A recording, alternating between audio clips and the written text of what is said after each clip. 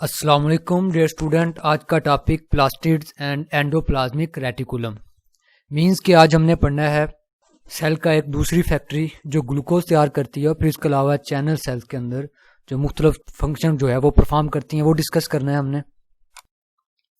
Plastid जो है ये मेम्ब्रेन बॉन्डेड ऑर्गेनेलिज है, जिस तरह हमने पढ़ा था एंडोप्लाज्मिक रेटिकुलम, ये भी मेम्ब्रेन के अंदर बॉन्ड एक ऑर्गेनेलिज है और ये सिर्फ और सिर्फ प्लांट्स के अंदर मौजूद होती है और फिर इसके अलावा ये प्रोटिस्टिस वगैरह उनके अंदर, एल्गी वगैरह उनके अंदर मौजूद होते हैं प्लास्टिड। इसकी 3 टाइप्स हैं जो हमने डिस्कस करनी है, क्लोरोप्लास्ट, सेकंड ल्यूकोप्लास्ट और थर्ड वन जो है क्रोमोप्लास्ट। सबसे पहले आ जाएं क्लोरोप्लास्ट की तरफ। Like mitochondria, chloroplast is bonded bye double membrane. जिस तरह हमने माइटोकॉन्ड्रिया के अंदर पढ़ा था, सेम इसी तरह प्लास्टिड की भी 2 ही मेम्ब्रेन होती हैं, आउटर और इनर। और इसकी जो आउटर मेम्ब्रेन होती है ये स्मूथ, हमवार होती है, मुलायम होती है बिल्कुल। और फिर इसके बाद जो इनर मेम्ब्रेन होती है प्लास्टिड्स की, क्लोरोप्लास्ट की, वो छोटी छोटी जो है थैलियनमा स्ट्रक्चर वो बनाती हैं। उन थैलियनमा स्ट्रक्चर को कहते हैं थैलाकाइड्स। ठीक है, ये शॉर्ट क्वेश्चन में आता है थैलाकाइड्स वगैरह। और फिर इसके बाद थैलाकाइड्स एक स्टॉक बनाते हैं, एक पिलर बनाते हैं। थैलाकाइड्स के ऊपर एक दूसरा थैलाकाइड, तीसरा थैलाकाइड्स। तो इस तरह क्या होता है कि इसका पूरा एक स्टॉक, एक पिलर बनता है, एक कॉलम बनता है, जिसको कहते हैं ग्रेनम कहते हैं, और प्लूरल जो है इसका ग्रेना। ठीक है, नेक्स्ट डायग्राम में हम देखते हैं। और फिर इसके बाद जो ग्रेना है ये तैरता रहता है या फिक्स मौजूद होता है एक जगह पर क्लोरोप्लास्ट के अंदर, और जिसमें ये तैरता है मटेरियल के अंदर, फ्लूइड के अंदर, वो कहलाता है स्ट्रोमा। जिस तरह सेल का हमने जो लिक्विड फ्लूइड मटेरियल पढ़ा था वो हमने साइटोप्लाज्म पढ़ा था, और क्लोरोप्लास्ट का जो फ्लूइड है ये होता है स्ट्रोमा कहलाता है। ठीक है, ये एमसीक्यूज में भी आता है। फिर इसके बाद रोल क्या है क्लोरोप्लास्ट का। क्लोरोप्लास्ट जो है इस जगह पर फोटोसिंथेसिस होती है यूकैरियोट्स के अंदर, प्लांट्स के अंदर, एल्गी के अंदर। इसी वजह से जो प्लांट है वो ऑटोट्रॉफ है क्लोरोप्लास्ट की वजह से। क्यों इनके अंदर फोटोसिंथेसिस होती है? इनके अंदर एक ग्रीन पिगमेंट्स होता है, पिगमेंट मीन कलरफुल मादा मॉलिक्यूल्स वगैरह, वो कहलाता है क्लोरोफिल। ठीक है, जिसकी वजह से इनके अंदर फोटोसिंथेसिस होती है। और क्लोरोफिल के साथ इसके साथ और मुंसलिक कई पिगमेंट्स होते हैं जो फोटोसिंथेसिस में इसकी मदद करते हैं क्लोरोफिल की। और जो ये पिगमेंट्स होते हैं, ये पिगमेंट्स मौजूद होते हैं थैलाकाइड्स की मेम्ब्रेन के ऊपर। ठीक है, ये पूरा एक ग्रेना है, ये पूरा एक स्ट्रक्चर जो है। ठीक है, इसमें ये एक थैली है, ये दूसरा सैक, तीसरा सैक, चौथा सैक। ठीक है, इसमें हर एक सैक जो है वो कहलाता है थैलाकाइड्स कहलाता है। और ये थैलाकाइड्स मिलकर ग्रेना बनाते हैं। ठीक है, और ग्रेना जो है ये मौजूद होते हैं फ्लूइड के अंदर, और क्लोरोप्लास्ट का जो फ्लूइड है ये कहलाता है स्ट्रोमा। ठीक है, ये याद रखना आप। और इसमें पौधे का जो कलर ग्रीन होता है वो इन्हीं पिगमेंट्स की वजह से, क्लोरोफिल की वजह से। और क्लोरोफिल मौजूद होता है थैलाकाइड्स की मेम्ब्रेन के ऊपर। ठीक है, ये भी एमसीक्यूज में आता है। नेक्स्ट वन जो है प्लास्टिड, वो क्लोरोप्लास्ट, और ये सेकंड टाइप है। और इसके अंदर पिगमेंट्स होते हैं colourful, bright colour, show colours होते हैं, जिसकी वजह। और ये क्लोरोप्लास्ट जो है ये मौजूद होता है कलरफुल पत्तियों पे, और फिर इसके अलावा फलों के ऊपर मौजूद होता है। और जो लास्ट हमने पढ़ा है क्लोरोप्लास्ट पढ़ा है, ये पत्तियों के ऊपर मौजूद होता है। ठीक है, जो भी सब्ज पार्ट होता है या न्यूली जो डेवलप्ड शाफ्ट होती हैं वहां पर क्लोरोप्लास्ट होता है और पत्तियों के ऊपर होता है। और जो क्रोमोप्लास्ट होता है ये सिर्फ पेटल्स के ऊपर, फूल की जो कलरफुल पत्तियां होती हैं वहां पर, और फिर इसके अलावा फलों में मौजूद होता है। इसका फंक्शन, इसका रोल क्या है? एक तो ये फूल को शो कलर देता है, प्लांट को शो कलर देता है।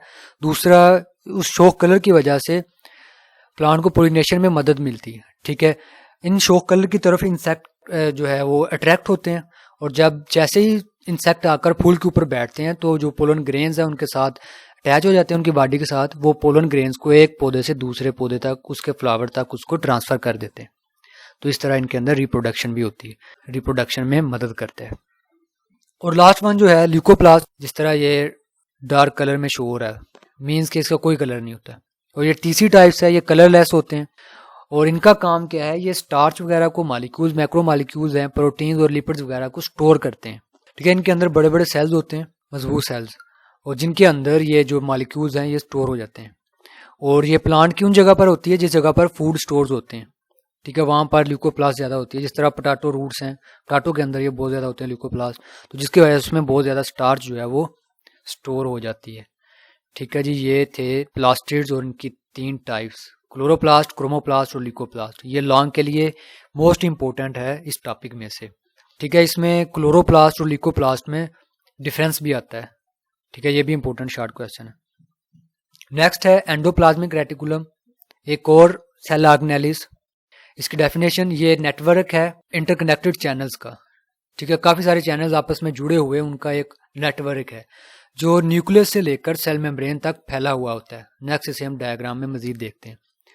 इसकी टाइप्स, 2 टाइप्स हैं। एक फर्स्ट वन है रफ एंडोप्लाज्मिक रेटिकुलम। इसको रफ इसलिए कहते हैं कि इसकी जो सरफेस होती है ना हमवार होती है।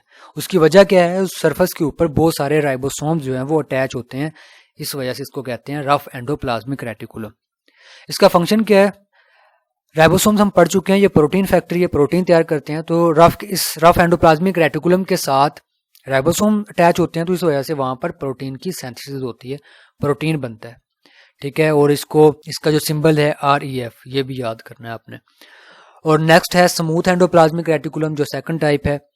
इसके ऊपर राइबोसोम्स नहीं होते और इसका जो फंक्शन है, राइबोसोम ना होने की वजह से इसकी जो सरफेस होती है वो स्मूथ होती है, हमवार होती है, इसी वजह से इसको कहते हैं स्मूथ एंडोप्लाज्मिक रेटिकुलम।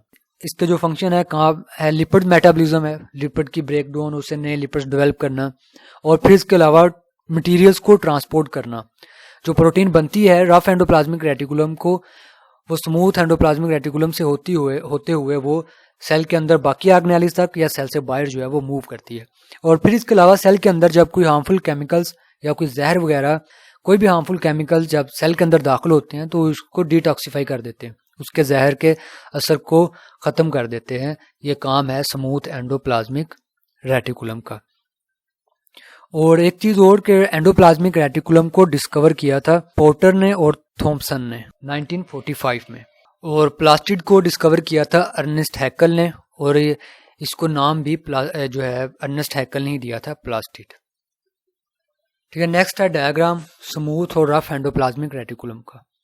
ठीक है, ये वाले जो चैनल्स हैं, पूरा नेटवर्क जाल जो है ये फैला हुआ है। ठीक है, ये है रफ एंडोप्लाज्मिक रेटिकुलम, इसके ऊपर राइबोसोम्स अटैच हैं, ये ब्लू कलर में।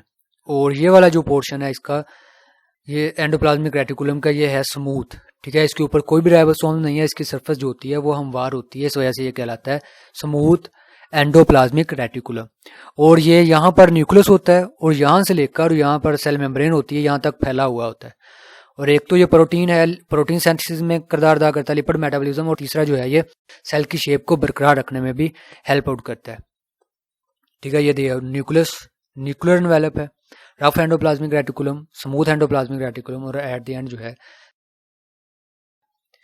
ठीक है, इस टॉपिक में से हम देखते हैं इंपॉर्टेंट। ठीक है, डिफाइन क्रोमोप्लास्ट एंड ल्यूकोप्लास्ट। ठीक है, इंपॉर्टेंट ये रिपीटिंग शॉर्ट क्वेश्चन है। फिर इसके बाद व्हाट इज एंडोप्लाज्मिक रेटिकुलम, और इसकी 2 टाइप्स कौन सी हैं, और इन 2 टाइप्स जो है ये भी डिफरेंस पूछ लेते हैं एग्जामिनर। फिर उसके बाद टाइप्स प्लास्टिड की, इंपॉर्टेंट, ये लॉन्ग क्वेश्चन है। और फिर उसके बाद जो एंडोप्लाज्मिक रेटिकुलम है ये भी इंपॉर्टेंट लॉन्ग क्वेश्चन में से। ठीक है जी, अल्लाह हाफिज़, बेस्ट ऑफ लक।